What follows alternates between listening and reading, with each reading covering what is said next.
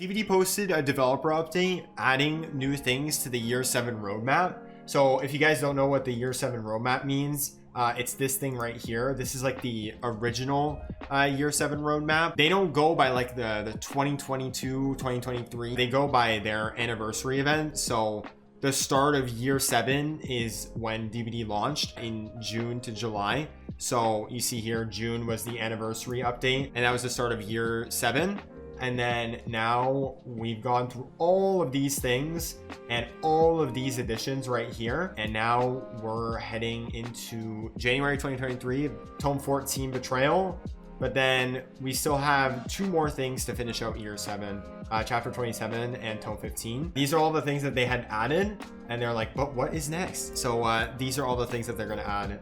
And there's actually some pretty good changes on here. And there's some not so good change at the end, but we'll go through that as well. The first thing they want to do is adding Bloodweb improvements. Ever since they did the new prestige system rework and made the Bloodwebs a lot cheaper and increased the Bloodweb cap to 2 million blood points, we're kind of suffering from success and we have too many blood points to spend. So I don't know if any of you have sat through from the max 2 million blood points and putting that all towards a Bloodweb. Takes literally 40 minutes. It's so annoying. It's like excruciatingly slow and tedious and time consuming. DBD obviously notices this, and they're going to be implementing improvements to the Bloodweb so it's easier and faster to spend your blood points. So if I were to predict what they're going to do, there's kind of few options they can go with. The easiest solution they could do is a tap to click. So instead of holding down to click a node, you just be able to tap it. You know, you should be able to do 1 tap and it would spend it, and that would go a lot quicker. Or what they're going to do is, I think they're going to make it so you can like buy all. So in one level, you're able to just click the button, buy all, and it just buys the entire level, and you can just keep moving on. Or they can maybe also implement something where you can like buy a certain amount of levels and it costs a certain amount of blood points. So for example, you buy 10 levels and that costs like 500,000 blood points or whatever, something like that. So you can just spend it in chunks if you don't really care about the items and perks that you get. So there's many options on how they can improve this. So I'm sure DBD will probably find a good solution to this. I'm excited to see this change because boy, am I tired of going through after stream for 40 minutes and just tediously holding down to click every single fucking item I want. It's so annoying. And this is within the next few months. So I'm thinking definitely before March and April, we'll probably see this change. Maybe with chapter 27, maybe the mid-chapter update, chapter 27. So we'll see. The second thing that they're gonna implement is survivor bot loadouts. A few months ago, they introduced bot custom matches. If you're a killer, you can just go into a custom match alone and practice against bots or whatever, which is really useful, and the community has really been liking this clearly because there has been an average of 70,000 bot matches per day, which is insane. That 70,000 bot matches are played a day. Definitely a great feature. So to upgrade this even further, they're going to add that so that you're able to customize the perks and loadouts that you're going to be able to face against those survivor bots. I'm not sure if you're going to be able to add items and add-ons or not, but you're definitely going to be able to add perks. But with that being said, some of the perks won't be able to be used on the boss because they're going to be too complicated to use. So what I'm thinking is maybe perks like Dead Hard or perks that have really complicated activations probably won't be able to get used. But we're probably going to be able to use general perks like Sprint Burst and stuff like that. So it'll just be good practice, and it'll enable further customization so that you can simulate an actual real match more accurately, even though the bots are terrible. But with perks, I think that would improve their performance a little bit. So I think this is a great step in improving the bot custom matches. The third thing that they want to introduce, this is probably one of the most 5-head things that DBD has ever introduced. It's called the map repeat prevention system. What this mechanic will do is you won't be sent to the same map twice in a row, and the odds of being sent to that same map will be decreased for the next few matches. For me personally, I think I play probably like 7 million Eerie of Crows maps per stream. That'll prevent it so that I can only play once every like 5 or so matches. And it's really cool system because not only will it work for you, it'll work for all the people in your lobby. So for example, if all the people in your lobby, there was an Eerie of Crows, Dead Dog, Midwich,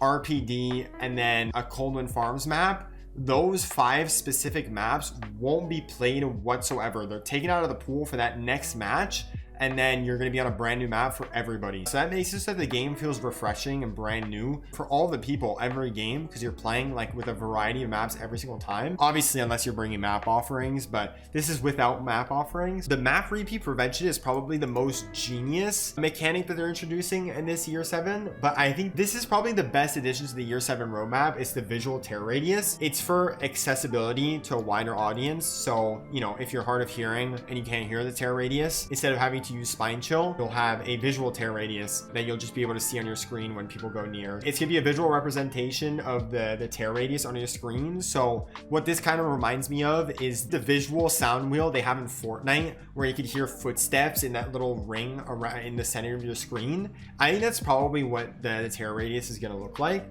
So I think this is a fantastic addition. It makes the game more accessible to everybody. I'm all for accessibility changes every single time. Honestly, I know there's gonna be people, as sad as it is, that are gonna say, oh my god, this is an OP survivor buff, that's not fair, blah, blah, blah, blah.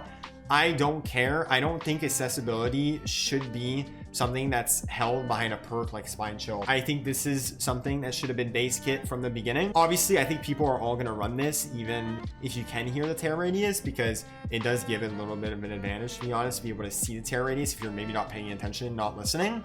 But whether it's a buff or not, I don't care. I think that this is just a fantastic accessibility thing. The next change that they're going to add is a visual update to one of the older realms. And I need your help figuring this out, because I have no idea which one this is. You probably know what to expect, because there's only like one old realm that hasn't been updated. What realm is this? I have no idea. They said it was going to be obvious which realm was going to be updated. I don't really think it is, but it's either going to be Backwater Swamp with the Pale Rose and Grim Pantry getting updated, or it's gonna be Red Forest with Mother's Dwelling and the Temple of Purgation. Because I don't think Larry's is gonna get it, because yeah, it's a realm, but it's only like one map, so I don't really think they would focus on that. So if it were to go in order of oldness, it would be Backwater Swamp, but I think Backwater Swamp and Red Forest are generally like two pretty old realms, so it's probably gonna be one of these two.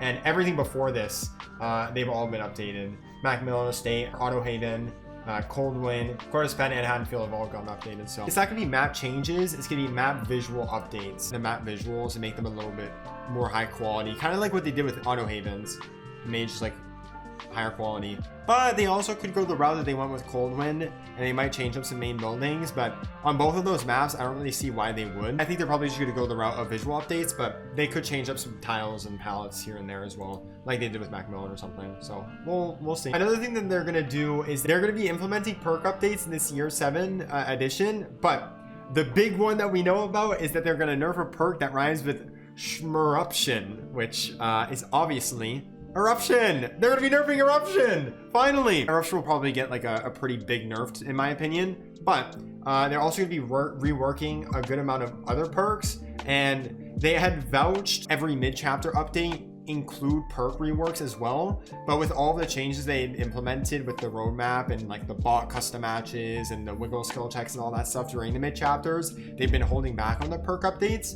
So now I think they're going to try and go back to that. Every mid chapter we're going to have perk rework updates, starting with this next mid chapter where I think we're going to see an Eruption nerf. So use Eruption while you can in the killer mains, because won't be able to much longer. The last thing that they introduced in this year 7 update, you know, save the best for last, but in this case it's save the worst for last. It's the implementation of limited time cosmetics. We saw this with the winter event, where they announced that all of the winter themed cosmetics will become limited time, and they will only come back once a year during the winter event. So like the Dwelf outfit and like the Ace Christmas suit and stuff like that, those are, and all the ugly sweaters, those are all now limited time and are only going to be available to buy once a year during the winter event. That was kind of our first taste of limited time cosmetics. They probably saw that those winter event cosmetics got bought way more during any other winter event they've ever had, because they were announced to be limited time. So they probably thought, oh shit, this is a good idea. So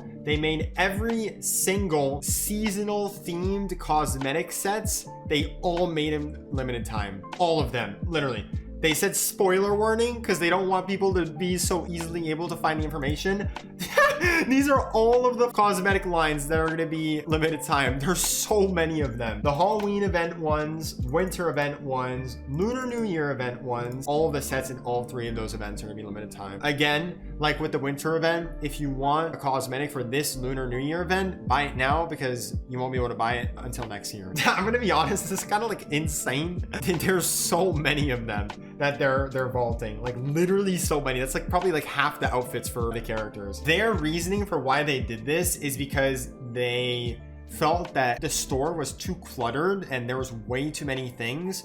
So just to make it more organized, they were going to vault the holiday ones until they're there. The second reason is that they wanted to make the limited time ones more rare and more meaningful, so that when they come around, people are going to probably buy them more than they would now, because you could just buy it year round. They're like, oh, I could buy this whenever I want, but now you only have a certain amount of time to buy it, so people will buy them more. They also implemented a new payment system to those limited time skins. Brand new cosmetic lines for that specific event will be buyable with auric cells, and they're going to disappear. And then next year, they're going to be able to buy with iridescent shards. For example, you see it right here. The new lunar event skins for Vittorio and Fang Min, they're purchasable by auric cells right now, but next year, since they're original survivors, they're gonna be payable by iridescent shards. Kind of ended off the year 7 developer update with a little bummer right there, limited time cosmetics. From a business standpoint, you know, this whole limited time cosmetic thing just makes more money. It just simply does. It's just a business model that makes more money. And you know, at the end of the day, yeah, behavior has made DBD a game, but behavior is a business. So they just want to make money. And this is the method to make more money out of cosmetics, making them limited time. So people will buy them when they're in the store. Kind of ended off with a little bummer, but these are all the additions that we'll be seeing in the next few months, which is, I think, very exciting. These are all fantastic updates. But yeah, this is the year 7 update. So hopefully you guys learned something new about this and got some good insight from my opinions.